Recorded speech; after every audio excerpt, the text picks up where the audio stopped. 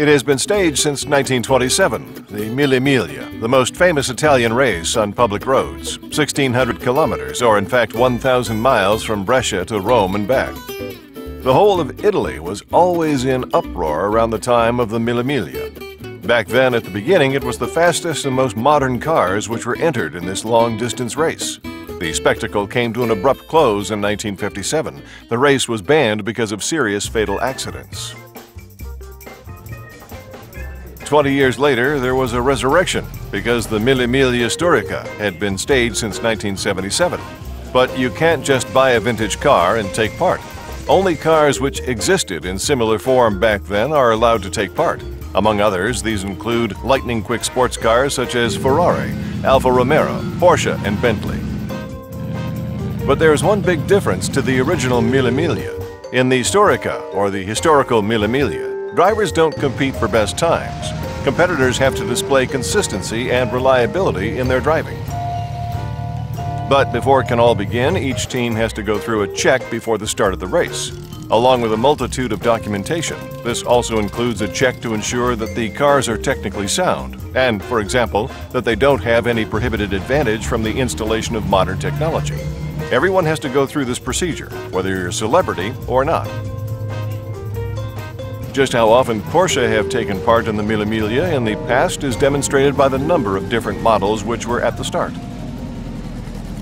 We have an open-top 356 convertible, a 356 coupe, and I myself am allowed to drive the 550 Spider with a 1.6-liter engine, very successful in motorsport in its day. I am proud to be allowed to drive this car. We have Dr. Porsche with us, our company founder's son, who is a passionate Mille Miglia driver. And our third driver is Thomas Eddig, our head of human resources.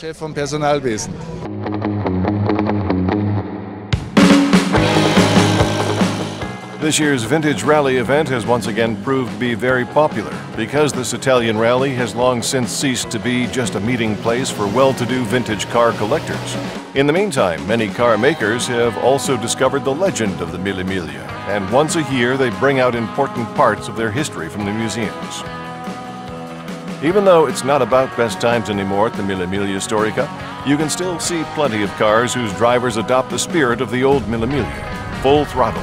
They don't have to worry about trouble with the police. This long-distance race has become part of Italian culture. Driving through towns and villages is actually good for tourism. It's all about seeing and being seen with meticulously restored vintage cars. The checks are a good opportunity for the participants to take a break, chat with spectators, and clean off the dirt from the previous stage so that they have a clear view for the remaining kilometers to the finish. No matter whether it's before the starts in Brescia or when the drivers put their foot down on the way to Rome, fans enjoy this rolling car museum every year anew. And when the Mille Miglia Storica beckons once more next year, they'll all be there again. The fans and, of course, the participants with their valuable cars. The whole thing at racing speeds, because these cars were originally built to win races. And that's definitely the best way to preserve car culture.